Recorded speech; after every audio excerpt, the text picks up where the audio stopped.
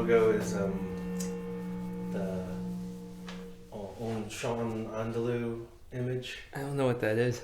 It's a Salvador Dali film. Oh, and it's okay. right, it's the part that it is that woman with her eye held open. The next scene is they slit her eyeball open. Oh, with a shit. razor. Actually, you should see it. I don't want to see it. I get real squeamish about eyeballs. No, you have to. Why do I have to see Look, it? that's what comes up whenever you put. Okay, no, Do you I see cannot. the razor? Yeah, I can't watch it though. Yeah. Oh shit, Mike, goddamn. Yeah, I saw that. He's and going hard. I was like, oh, that is an image that. Yeah, it's a weird. You should watch the movie though. What is it? Is it like an actual movie or is it like just? It's like a short film, and it's surreal stuff. Like ants crawling on a hand, and some weird part of the piano, and moths, and slicing someone's eyeball open. Okay. They actually use a cow eyeball. So like when you're just watching it, it looks like they slice her eyeball. But if you watch really closely, when the actual eyeball slicing part happens, you can see that there's like it's fur. Oh. It's black and white film, Yeah. so it's hard to tell. But anyway, is this recording? Yeah, it's recording. Oh, We got all that. oh no. That's good. I'll have to bring that up with Mike. Yeah. I'm sure, maybe he doesn't even. No, he has to know. Yeah, where else? You have to know the source of that to even find it. Shameful Plugs. I want to start with Shameful Plugs. Wait, no. Okay. I feel like we should have an intro, right? Yeah. Well, welcome to Blue and Gray. Do we have to introduce ourselves or? No. Okay. What? I like it better that we don't have names and people just assume that we're blue and gray. Okay. But who knows which one is blue? No, I think I and might which have one's said gray? your name on the last episode. That's fine. Okay. However, Yeah. No one's paying attention anyways. Yeah. So. I don't know if anyone's even listened to it. Okay, Shameful Plugs. Do I have anything to promote? I recently volunteered for Jessica Skarain's campaign. She's running for Senate, U.S. Senate.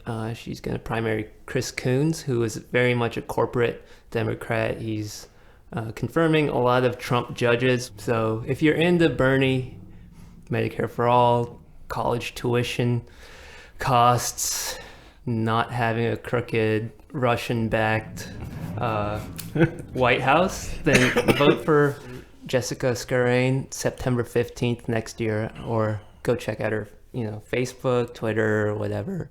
It's kind of a weird date to try and remember to vote. That's all for me. Sean? Shameful plug. I have nothing going on right now. Yeah, I mean, there's a play I'll be working on called Noises Off. I'm either going to be doing stage crew or something in it at the Women's Drama League. I want to say that's not until February, but we start working on it in the next month. And then in March, I'm writing for a 24-hour one-act festival, which is actually pretty cool. It's like all the writers and directors and actors meet at like 8 p.m.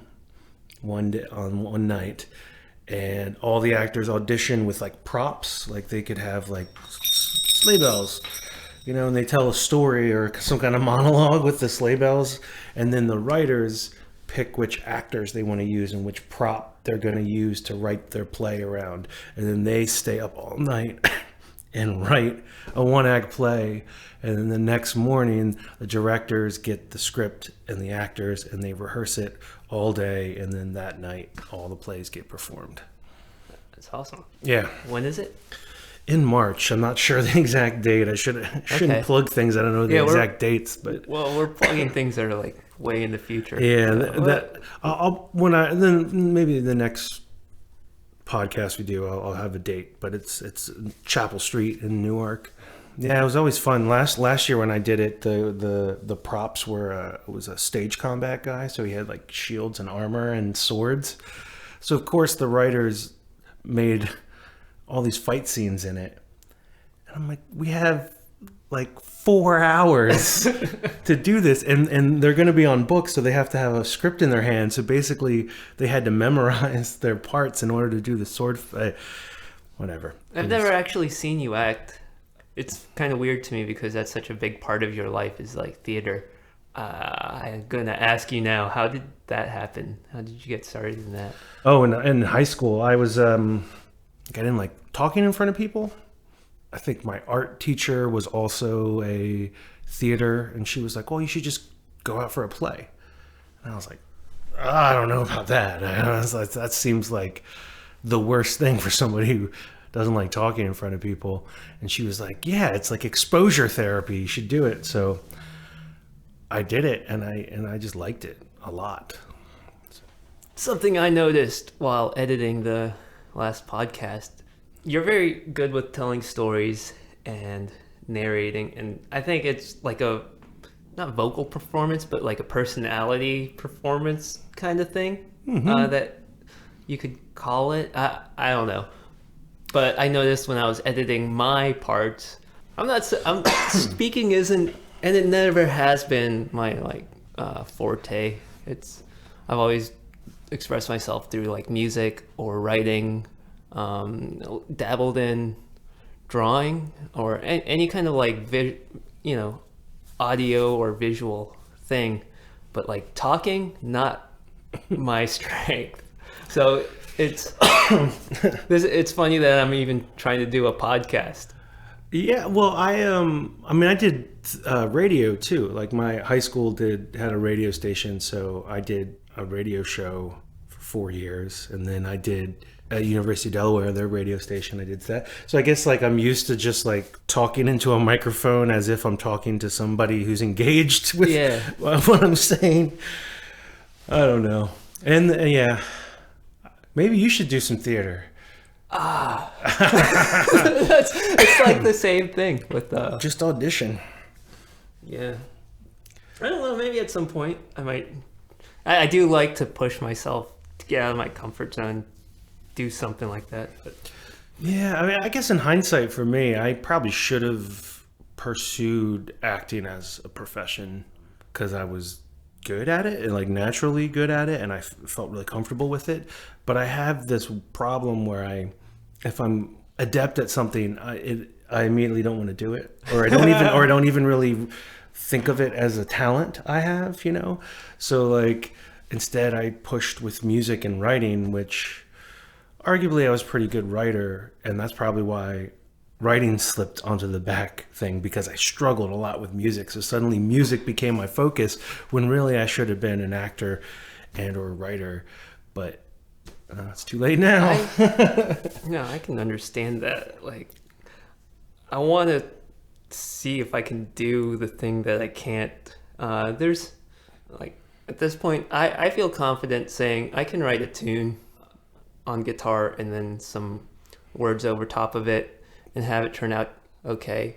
But lately I've become like obsessed with synthesis and those kinds of sounds. I'm like, can I make my own sounds and have it sound cool? And it's really rough if you don't know what you're doing. It sounds really cheap. And I agree. Yeah. I had a microKORG. Like, I'm used to acoustic guitar and bass, which basically they sound like how they sound. So like having this unlimited bank of sounds and knobs and everything, I end up just noodling with it for like hours, and then I'm nowhere and I have nothing. Like, I'm like, man, like I wish I could. I think we talked about this off air.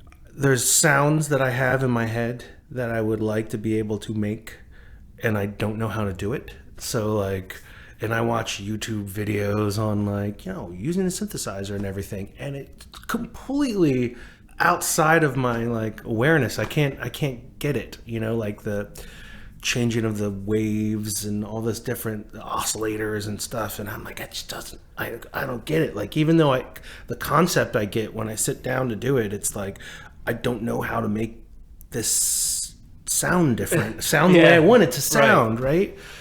So, I mean, the best luck I have at synthesizers is that I stumble upon a sound that may not be exactly what I wanted, but I'm like, ooh, I like that. And I'm always curious, is that how most electronic music is written? There's definitely, I think a lot of people can think of the sound. I mean, if they've been doing it long enough, they can think of it and then they can make it happen. But I also think that we had a discussion also off air, like about being able to do that talent of thinking of the sound and then creating it. But I think like what sound that you would even conceive of would be limited by what you've heard. So I would think that like experimentation would be a necessary part of expanding your abilities to create new sounds with intent. Yeah, I mean, I guess so. Like a caveman could not think of that had never heard I guess modern music today. He could not have thought of like just a crazy weird bass line, that synthy bass line, right? Right. Regardless of his ability to execute it on the synth. Well, I guess so. So when I first started playing music, I remember my brother asked me who my influences were, like what, and I said, this is like when I'm like 13. I said, I try not to be influenced by anything, right? Yeah. Which is ridiculous looking back, but it kind of was true. Like I was just, I guess like you're right. I was experimenting on the guitar and trying and getting sounds out of it, not knowing how to make, not even knowing what sounds I wanted to make,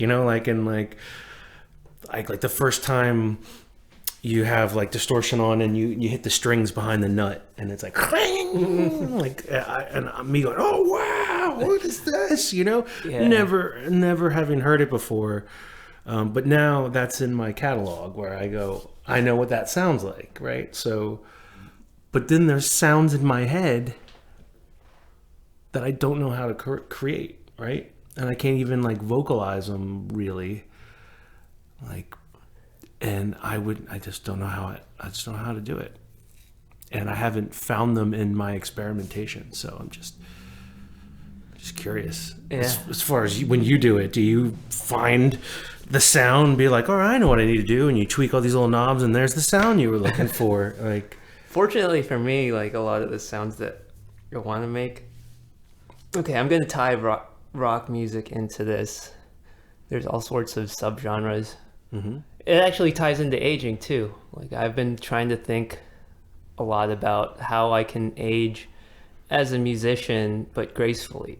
Like there's a lot of aging musicians who don't age so gracefully, either because they're making things that are culturally irrelevant, or they're trying too hard to make something culturally relevant, and it just doesn't. You got to do it with a certain amount of restraint. So with rock music, I've chosen just to strip everything down, try and eliminate genre from it. I mean, there's all sorts of genres that I've dabbled in, from like post-rock to shoegaze to just straight up indie rock, emo, punk, whatever. But then now I just want to play something that could have been played at any given decade since, like, I don't know, the 50s or 60s, and not have sounded out of place. So it's just like kind of gritty guitar, natural sounding bass, and a regular drum set, and it just kind of cowboy chords, as my buddy chords. Jack calls it. Trying to incorporate that as much instead of like experimentation. I've gone through like so much. I've done a lot of experimentation, and I don't feel like it starts to feel arbitrary at this point in my life of what I've done. So it's kind of the same for electronic music for me. I've done a lot of things where I'm like tweaking samples and doing crazy effects with them, So now I want to hear the essence of what electronic music has been for me, which is just acid techno.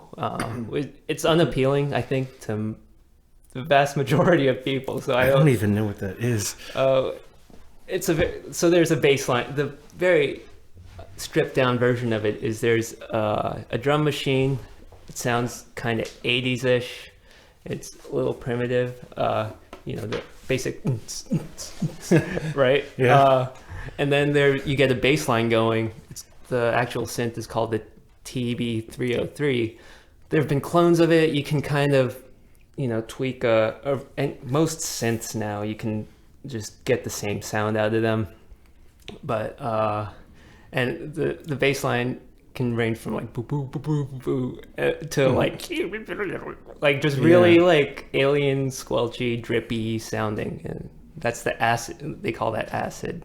I guess like when I'm getting older now, what I want to do is make stuff that it just doesn't fucking matter. Like I guess so. Or like, just here's a song. Yeah, Here's a beat. That's enough. It's funny because I have these two extremes that like I tend to go to, where like, there's one part of me that's like the only thing the average person really listens to is the rhythm and the vocals, right? And you can probably take any song and just have the drums playing and the vocal part and any kind of lead part, like melody part playing, and that's what you hear. Like all the like chords and nuances and tones and all that kind of stuff. It like the average person, that doesn't mean anything to them. Like if you they might notice it, and some people might be more sensitive to it. Like if you play a song on acoustic guitar that's normally on electric guitar, they'll be like, that's not right. And it's like, well, it is. It's just different. But for the most part, it's like, no, they don't even really care about that. My friend once said, he's like, I like, as far as bands go, like they're all pretty much the same except for the singer, right? The singer is what makes a difference. Oh, that hurts. Right? That and hurts so much. I was like, oh, and I was like, well, maybe he's right. In a way, is that's what people hear. They hear the singer, and then the rhythm in the background, and all the other stuff is just filler. That makes me so sad. And then my other extreme is like the actual subtlety of tones, and I think we touched upon this. I don't know if it was in I know you did put it in the last podcast, where it's like, I forget how you put it, but basically, it doesn't really matter if you have these high-end speakers with the music playing, and these audio files that do things, and we're trying to do this kind of low budget thing. So there's part of me that feels that way too, where it's like, good music sounds like good music even on really cheap stuff. But at the same time, it's like there are these little subtleties that I like to say I appreciate, but I really don't give a shit about them, to be honest. I thought about it some more, and I think a lot of it has to do with how much the listener actually wants to hear what they're hearing. And something that plays into that, I think, is how much culture tells them, this is important, you should be listening to this. Like a cheap recording out of a bad system of Bob Dylan, they're gonna think it's just genius. Mm-hmm. Whereas like the most hi-fi thing of some unknown is just that person's irrelevant. So yeah, I had a housemate that like was really into like production and stuff. He actually worked for like this giant church. Those mega churches that have like a full band set up, and it's like he does stuff with them. He actually was like a roadie for U2. He's a professional musician and everything. And as a gift idea, I was like, oh, I'm going to give him an iTunes gift card and then just write out some recommendations of stuff he can get with it, and he can use it for whatever. And so I started looking up like best produced albums, and I knew some of them, but not all, they weren't hit ones though. I mean, Beck, what's that called? Sea Change. Have you ever heard that? Yeah. So I like, oh, let me go and take a listen to that again. And it is perfectly produced, right? And then there's like another album by this guy called Burial. I love Burial. And it's like nobody's heard that stuff, and it's not that great musically, or not. I wouldn't say musically, but like you never hear it on the radio because sometimes it's just like one line Yeah, it's played just the over bass and line with over the again. But it's so well produced. So I'm thinking like it doesn't like I thought the top 10 most well produced albums would be famous ones, right? But they weren't. Yeah. So like the production value Except of Steely stuff. Dan. Fuck Steely Dan. Though. I hate Steely Dan. I tried so hard to like Steely Dan. Fuck them.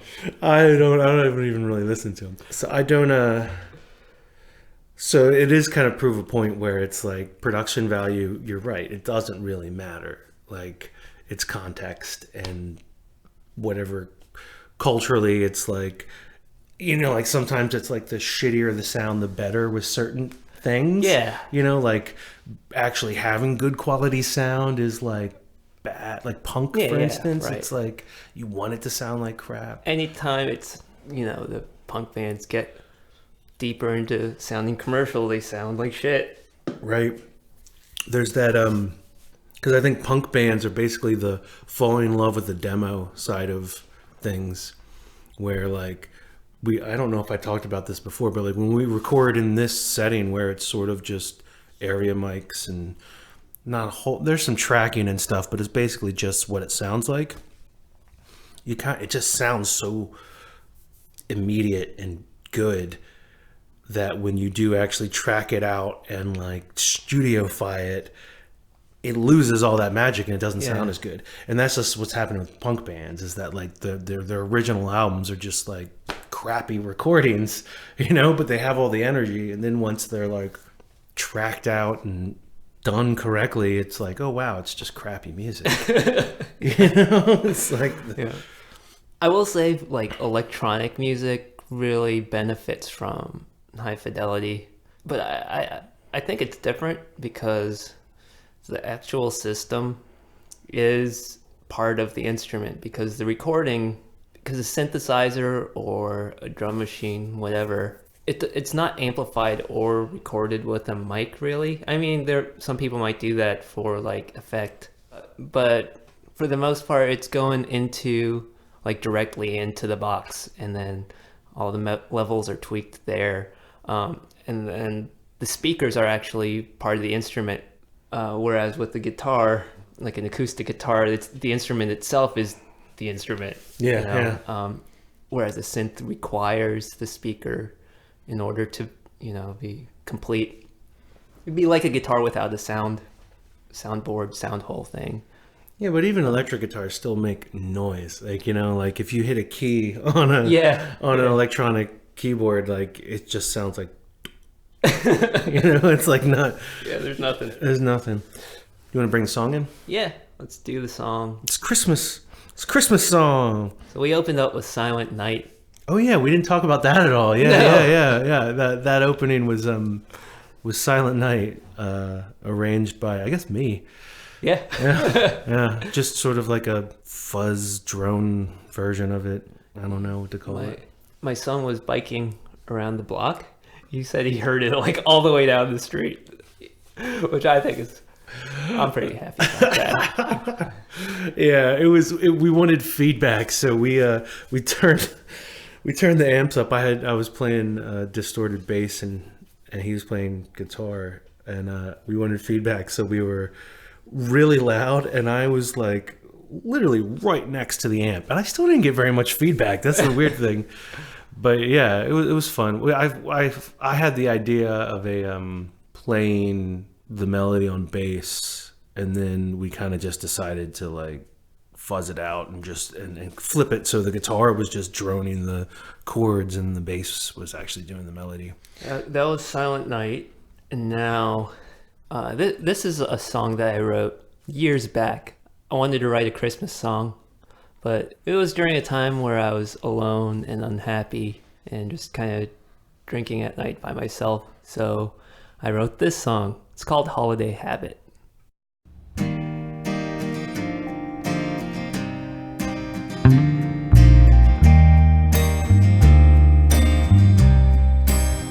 If you're alone on Christmas Eve, then you can drink your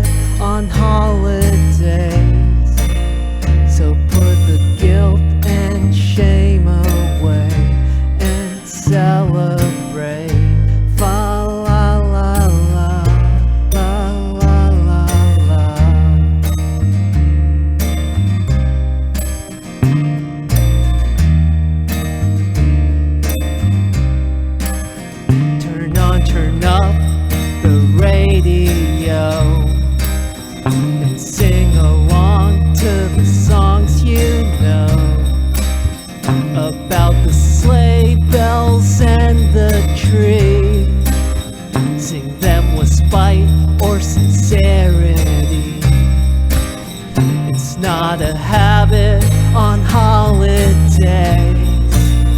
Drink to forget and to celebrate.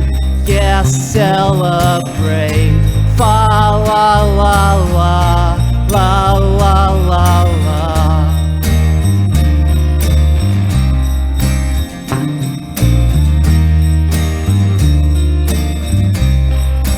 And you can hang the mistletoe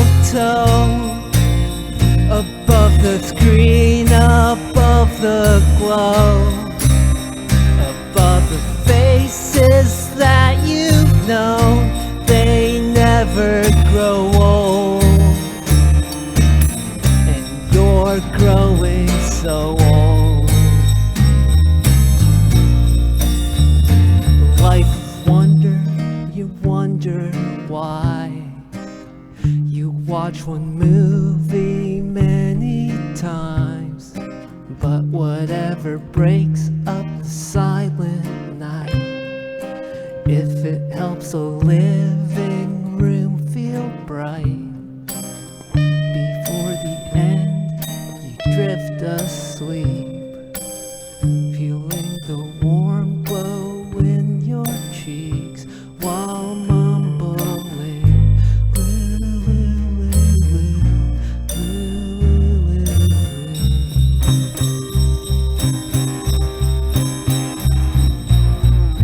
Sure, it's not love, but it will do.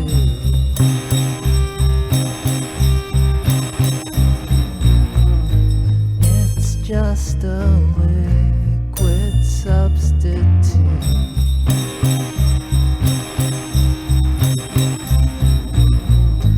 A tonic to get you through.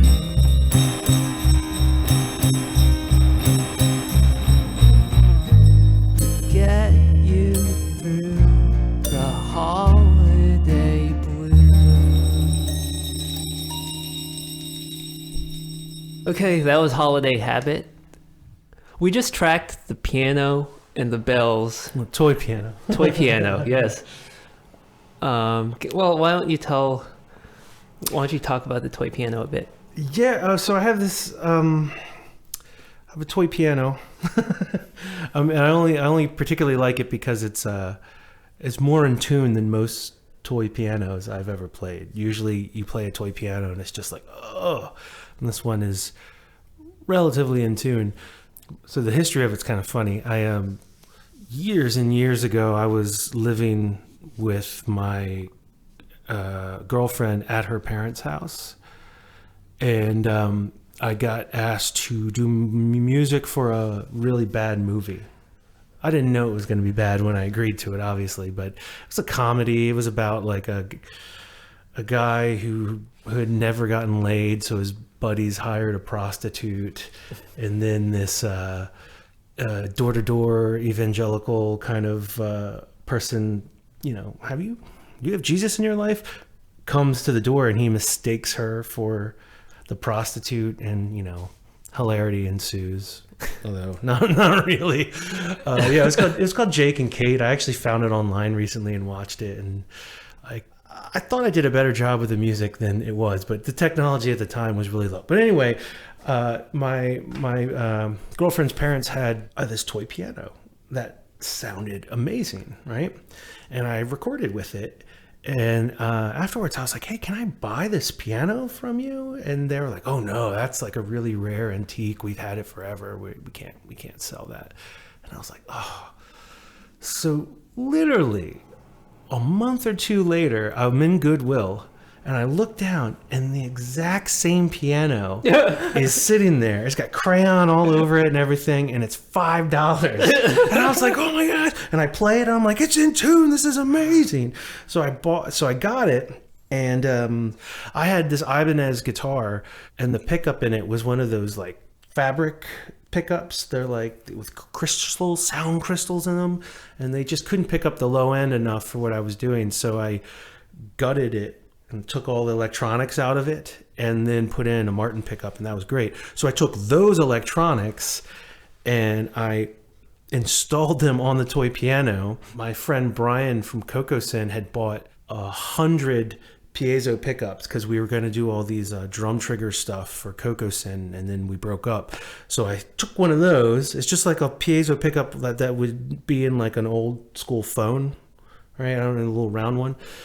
And I put it in there and I hooked up everything, and then I had an electric toy piano. Feedback was crazy on it, but it's really fun. Everyone just likes the concept of it because it's like on the top of it, it's got like little volume and treble controls and a place to plug in a XLR and stuff, and a battery. So anyway, yeah, I had the epiphany that we should use that because I haven't used that in a recording in a while. So there, we also tracked the sleigh bells. It's actually just a strip of 3 bells that are hanging off of my my wreath, my Christmas wreath that I hang on the front door. Threw some delay over it to make it sound like there's more of them than there actually are. Yeah. Then, I mean, I don't know if we're going to use any of it. I just noodled on electric guitar over top of it. He was playing drums and I was playing guitar, and it actually sounded really good. I think we should have recorded it, but yeah. We missed it. So instead, I just recorded another take of guitar that was very subpar. But parts of it are usable. So maybe I don't know how it's going to sound in the end, but maybe you heard a little bit of. Should I layer some drums over it? Maybe.